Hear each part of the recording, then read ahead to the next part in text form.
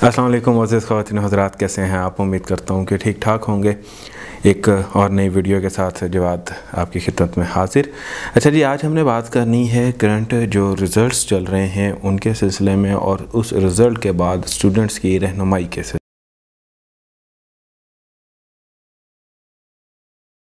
हम बात करेंगे यहाँ पे 10th की भी, फ़र्स्ट ईयर की भी, सेकंड ईयर की भी। सो मैं वीडियो लंबी होगी और इस पर्पस के लिए मैं इसके सेगमेंट्स जो है ना वो बना रहा हूँ। यहाँ पे नीचे जब आप टाइमलाइन पे क्लिक करेंगे तो आपको यहाँ पे भी नज़र आ जाएगा, डिस्क्रिप्शन में भी देखें और अपने मुतलका चैप्टर पे जाइए, वहाँ पे क्लिक कीजिए, वीडियो वहाँ से शुरू हो जाएगी। तो शुरू करते हैं सबसे पहले 10th से। जो 10th का यहाँ पे करंट सिलसिला चल रहा है उस सिलसिले में ये हुआ है कि जी या तो बच्चों के नंबर बहुत ज़्यादा हैं या बहुत कम आए हैं, और उसके बाद एक अजीब सी जो है ना वो टेंशन बच्चों के दरमियान में पाई जा रही है कि आया इससे आगे हम किधर जाएं। सो सबसे पहले तो ये है कि आप लोगों को अपनी फील्ड डिटरमिन करनी होगी कि आया आपके इंटरेस्ट किस में है। आप इंजीनियरिंग की तरफ जाना चाह रहे हैं, आप मेडिकल की तरफ जाना चाह रहे हैं, आप कंप्यूटर साइंस की तरफ जाना चाह रहे हैं, बिज़नेस की तरफ जाना चाह रहे हैं, डिप्लोमास की तरफ जाना चाह रहे हैं या ह्यूमैनिटीज़ की तरफ जाना चाह रहे हैं। तो सबसे पहले तो आपको अपनी फील्ड डिटरमिन करनी होगी।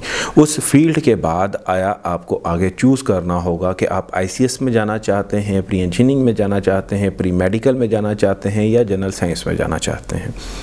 एक तो आप इस तरह से अपनी फ़ील्ड खुद डिटरमिन कर सकते हैं। दूसरी फील्ड जो कि आपकी ऑटोमेटिकली डिटरमिन हो जाती है वो आपके नंबर्स की बेस पे है।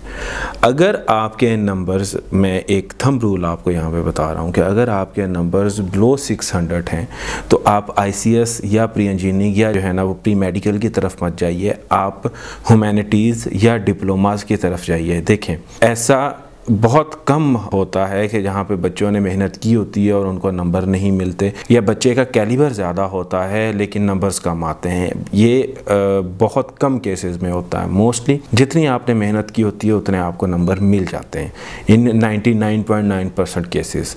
सो अगर आपके नंबर 600 बिलो हैं तो इट सीम्स के बच्चे आपने मेहनत नहीं की है, आप की फील्ड कुछ और है। सो बजाय आगे चल के ICS की तरफ जाने के लिए या प्री इंजीनियरिंग की तरफ जाने के लिए या प्री मेडिकल में जाके आप अपने ऊपर बोझ डालेंगे और मज़ीद जो है ना वो अपने लिए मुश्किलात डालेंगे, तो इससे बेहतर है कि आप अपने आप को ईजी रखिए और ह्यूमैनिटीज़ और जनरल साइंस की तरफ चले जाइए।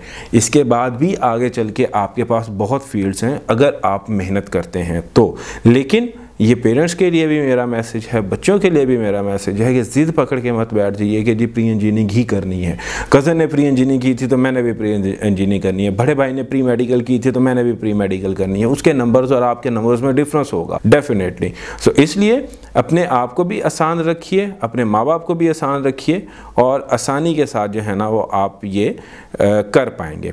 उसके बाद अगर आपके नंबर्स आ जाते हैं जी 800 to 600, सो वहाँ पे मैं आपको सजेस्ट करूँगा कि आप BCom की तरफ चले जाइए या डिप्लोमास की तरफ चले जाइए। ठीक है, BTech डिप्लोमास की तरफ चले जाइए जिसमें इलेक्ट्रिकल इंजीनियरिंग आ जाती है, जिसमें सिविल इंजीनियरिंग भी आ जाती है। सो ये भी एक बहुत अच्छी जो है ना वो डिग्री है जिसमें आपको जो है ना वो असिस्टेंट इंजीनियर की जो है ना वो डिग्री मिल जाती है और आगे चल के आप बहुत अच्छे से जो है ना वो अपने काम को सरअंजाम दे सकते हैं। इसकी अच्छी जॉब्स भी अवेलेबल हैं और it's somehow like engineer. So बेहतर यह है कि आप उस तरफ चले जाइए या BCom की तरफ चले जाइए। अगर आपके नंबर 800 और 950 के दरमियान में हैं तो देन आप ICS की तरफ जा सकते हैं। ICS की तरफ जब आप जाते हैं तो तब आपके पास ऑप्शन आ जाती है कंप्यूटर साइंस की, बिज़नेस की और समहाउ कुछ इंजीनियरिंग की फील्ड्स भी आपके सामने ओपन होती हैं। और इसके बाद आगे अगर आपके 950 प्लस मार्क्स हैं तो तब आप प्री इंजीनियरिंग और प्री मेडिकल की तरफ जा सकते हैं। अब मैं बात करता हूँ प्री इंजीनियरिंग की। प्री इंजीनियरिंग में अगर आपको ये सोच है और अगर आप इस चीज़ के ऊपर बहुत पुख्ता हैं कि आपको इंजीनियरिंग ही करनी है तो उस सूरत में आप प्री इंजीनियरिंग को लीजिए। अब उसमें क्या होता है कि बच्चे बाज़ औक़ात जो है ना वो प्री इंजीनियरिंग ले लेते हैं और जब प्री इंजीनियरिंग ले लेते हैं तो उसमें केमिस्ट्री एक ऐसा सब्जेक्ट है कि जिसमें मोस्टली बच्चों के नंबर डिडक्ट होते हैं। और वहाँ पे जब आपके नंबर डिडक्ट होंगे और आके आपने ICS वालों के साथ ही मेरिट में खड़े होना है फॉर कंप्यूटर साइंस और बिज़नेस, तो बेहतर ये है कि आप ICS ही रखिए ताकि कम से कम आपके नंबर ज़्यादा आएँ और कल को आप यूनिवर्सिटीज़ के मेरिट लिस्ट पे जो है ना वो अच्छी जगह पे जा सकें। सो अगर इंजीनियरिंग दिमाग में नहीं है इतनी ख़ास तो फिर ICS की तरफ ही रहिए, लेकिन अगर इंजीनियरिंग ज़रूरी है और इंजीनियरिंग ही करनी है तो उस सूरत में मेरे बच्चे आप जो है वो प्री इंजीनियरिंग की तरफ जा सकते हैं। अब आ जाते हैं जी मेडिकल की तरफ। मेडिकल में मैं हमेशा ये बच्चों को सजेस्ट करता हूँ कि अगर आपने ये सोच लिया है कि मुझे MBBS करना है, मुझे BDS करना है, मुझे फॉर्म D की तरफ जाना है या मुझे लाइफ साइंसेस की तरफ जाना है, तो उसी सूरत में आप प्री मेडिकल रखिए। लेकिन अगर आपको ये लगता है कि जी मेरे जो है ना वो चलो ठीक है, अगर हो गया तो हो गया, नहीं तो मैं जो है ना वो किसी और तरफ निकल जाऊँगा, तो फिर बेहतर है कि आप अभी से जो है ना वो अपनी फील्ड को उसी सिमत में रखिए। होता क्या है कि बच्चों के नंबर जो है ना वो 700 750 आए हुए होते हैं और पेरेंट्स की फोर्स पे या बच्चे खुद अपनी जो है ना वो एक भीड़ चाल में चलते हुए प्री मेडिकल रख लेते हैं।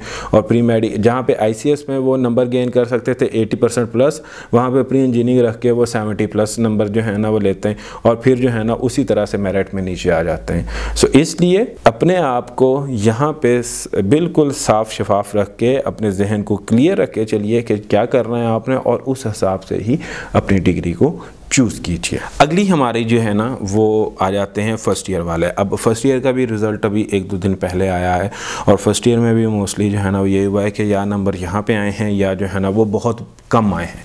सो उस सिलसिले में मैं 2-3 चीज़ें हैं जो कि बच्चों के आजकल क्वेश्चंस हैं जिनका जो है ना वो मैं आंसर करना चाहता हूँ। सबसे पहली बात तो ये है कि बच्चे आप लोगों को 50% सिलेबस मिला था और सिर्फ 3 सब्जेक्ट्स के आपके पेपर्स हुए थे। उसके बाद भी अगर आपके नंबर इतने कम आए हैं तो ये एक प्रैक्टिकल चेक है आपके पास कि बेटा आपका कैलिबर ही इतना था। इन 90 फिर वही बात कहूँगा 99.9% केसेस उतने ही नंबर आते हैं कि जितनी आपने मेहनत की होती है। कोई एक आधे केस में ऐसा ज़रूर होता है कि जहाँ पे आपको पता लगता है, जहाँ पे जो है ना वो बच्चों के साथ कुछ बैड लक होती है या कुछ हार्ड लक होती है कि जिसकी वजह से उनके नंबर कम आते हैं। अब आपको बहुत अच्छे तरीके के साथ अंदाज़ा है इस चीज़ का कि आपने कितनी मेहनत की थी और आपके कितने नंबर आए हैं। सो इसलिए एक रियलिटी चेक को सामने रखिए और जितने नंबर आए हैं उनको मानिए कि आपकी जो है ना वो मेहनत नहीं थी जिसकी वजह से आपके नंबर कम आए हैं। अब अगर आपके नंबर कम आए हैं तो आगे आपके पास 2 ऑप्शंस हैं। पहली ऑप्शन तो ये है कि अगर आपको लगता है कि मैंने बहुत मेहनत की थी और मुझे जो है ना वो मेरे नंबर इतने नहीं आए, सो उस सूरत में आपको क्या करना है कि आपको अपना ये वाला फर्स्ट ईयर का रिज़ल्ट कैंसिल कराना है, दोबारा से फर्स्ट ईयर शुरू करनी है और फिर आपको दोबारा से मेहनत करनी है। उसमें एक प्रॉब्लम है, वो ये है कि लास्ट टाइम आपने दिए थे ALP के मुताबिक, यानी कि 50% सिलेबस के मुताबिक सिर्फ 3 सब्जेक्ट्स के पेपर दिए थे। इस दफ़ा 100% सिलेबस होएगा और साथ में 6 पेपर्स होंगे। सो ये एक बहुत मेजर डिफरेंस है। सो अगर आपको लगता है कि आप इस डिफरेंस के साथ मज़ीद अपने नंबर इम्प्रूव कर सकते हैं तो मोस्ट वेलकम, आप ये कर सकते हैं। मज़ीद सेकंड ऑप्शन अभी तक बोर्ड ने अनाउंस नहीं किया, लेकिन मोस्ट प्रोबेबली के बोर्ड ज़रूर अनाउंस करेगा इस चीज़ को कि हो सकता है कि वो सेकंड ईयर के साथ फर्स्ट ईयर के पेपर्स की इम्प्रूवमेंट आ जाए। अगर ये ऑप्शन आ जाती है तो ये बड़ा बेहतरीन होगा, आप इसको अडॉप्ट कीजिए। और last but not the least वो यही है कि अगर आपको लगता है कि आपके 20 या 30 नंबर कम आए हैं तो उस सूरत में सेकेंड ईयर में ज़्यादा मेहनत कीजिए और वो जो आपका थोड़ा सा डिफरेंस था उसको सेकंड ईयर में कवर अप करने की कोशिश कीजिए। लेकिन अगर आपको लगता है कि आपके 100-150 नंबर कम आए हैं तो उस सूरत में फिर यही है कि आप फर्स्ट ईयर के नंबर जो है ना वो फर्स्ट ईयर को रिपीट कीजिए, या फिर आपके पास फोर्थ ऑप्शन है वो ये है कि सेकंड ईयर को इसी तरह से चलने दीजिए, सेकंड ईयर में अच्छे से मेहनत कीजिए, उसके बाद सेकंड ईयर के रिजल्ट के बाद फर्स्ट ईयर के इम्प्रूवमेंट के पेपर दे दीजिएगा। सो उसमें समहाउ आपके नंबर कुल मिला के एक अच्छे नंबर इंटर में बन जाएंगे। तो ये 4 ऑप्शंस थी आपके पास के जिसमें से आप कोई भी ऑप्शन अडॉप्ट कर सकते हैं। सो आगे चलते हैं जी सेकंड ईयर की तरफ, और ये बड़ा एक मेजर जो है वो हमारा आज का टॉपिक है कि सेकंड ईयर के बच्चे जो है ना वो क्या करें, किस तरह करें, क्या ना करें। सो अब सेकंड ईयर का जैसे रिज़ल्ट आया तो सेकंड ईयर के रिज़ल्ट में मोस्टली बच्चों के जो है ना वो 1100 आउट ऑफ 1100 आई, जिसकी वजह से मेरिट जो है ना वो बहुत ज़्यादा ऊपर नीचे हुआ। अब जब आप आगे यूनिवर्सिटीज़ की तरफ जा रहे हैं एडमिशन लेने के लिए, ठीक है, अब जितने भी नंबर आ गए आपके, कुछ चीज़ें अपने जहन में रखिए। सबसे पहली तो बात वही कि डिग्री आपने क्या करनी है, फील्ड आपने क्या चूज़ करनी है, उसके हिसाब से प्रेफरेंस के हिसाब से अपनी ऑप्शंस बनाइए। Preference A, preference B, preference C. For example कि प्रेफरेंस ए है मेरी इंजीनियरिंग, प्रेफरेंस बी है मेरी बिजनेस एडमिनिस्ट्रेशन, रेफरेंस सी है मेरी कंप्यूटर साइंस। सो अगर मेरा इंजीनियरिंग में हो गया वेल एंड गुड, नहीं तो मैं बिजनेस में कर लूँगा, बिजनेस में हो गया तो वेल एंड गुड, नहीं तो मैं कंप्यूटर साइंस में कर लूँगा। तो ये आपने 3 प्रेफरेंसेस बना ली। अब प्रेफरेंसेस बनाने के बाद अब आप इसी तरह से अपने एडमिशन प्रोसेस को लेके चलेंगे। अब एडमिशन प्रोसेस में दूसरी चीज़ जो डिग्री के साथ बहुत ज़्यादा ज़रूरी है वो है आपकी यूनिवर्सिटी।